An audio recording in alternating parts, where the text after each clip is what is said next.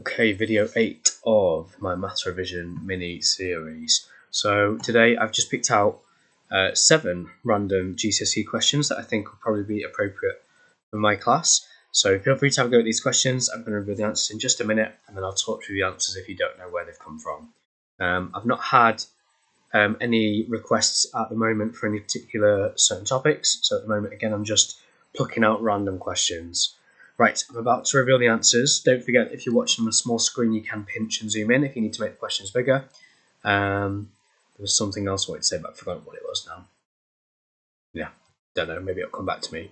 So feel free to pause the video. I'm about to reveal the answers. So on the first question, final answer is 120, and that should be a 2-mark question there. That 1 mark should be there, so I apologise about that.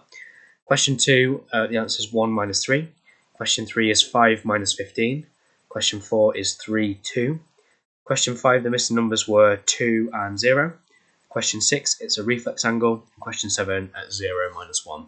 So I'm going to talk through those answers quickly now. So if you didn't know where they came from, hopefully it will make sense. So on that first question, it says, given that an interior angle of a regular hexagon is 60 degrees, work out the size of one interior angle. So exterior angles and interior angles add up to make 180 because they're on a straight line.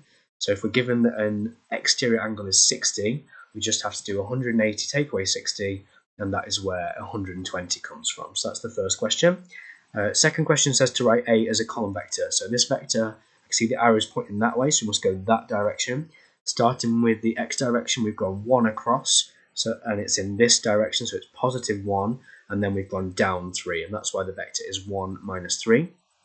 Question 3 says to work out 5a and give your answer as a column vector. So if you've worked out a as 1 minus 3, 5a, you just times each bit by 5. So 1 times 5 makes the 5, and the minus 3 times 5 makes the minus 15.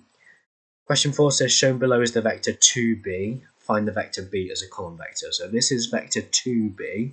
We only want b. b is half of 2b. So I'm only wanting half this line, and I can see it sort of cuts through 1, 2, 3, 4, 5, 6 squares in the x direction. So I'm going to do half of that, which is 3. I only want these 3 squares. And if I just focus on that part of the vector, it goes across 3 in the x direction and up 2 in the y direction. Hence the vector as a column vector is 3 across, 2 up, so 3, 2. Right, question 5 said to complete this table of values for y equals x squared minus x. So I would copy the equation to start with. So I've written y equals x squared minus x. Now we're trying to find the y value when x is minus 1. So I'm going to replace both of these x's with minus 1. We get minus 1 squared, take away minus 1. So minus 1 squared means minus 1 times minus 1. And also when you take away a negative, it's the same as adding on. So we've got minus 1 times minus 1.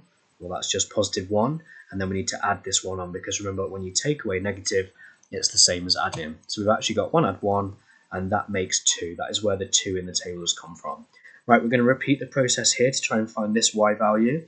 We're trying to find the y value when x is 1. So I'm going to replace both of these x's with 1, or 1 squared. 1 times 1 is just 1, and then we need to take away 1. So 1 take away 1, that is where the 0 comes from. Question 6 says to write down the mathematical name of this type of angle.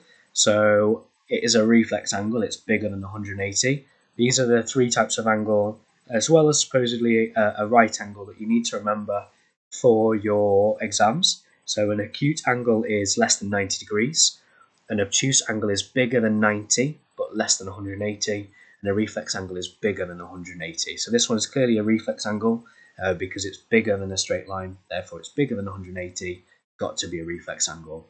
Final question says, shown are 2 graphs, write down the coordinates of the point where the graphs cross. So the one curved graph, that's a quadratic graph, goes like that, and there's a linear graph that cuts through there.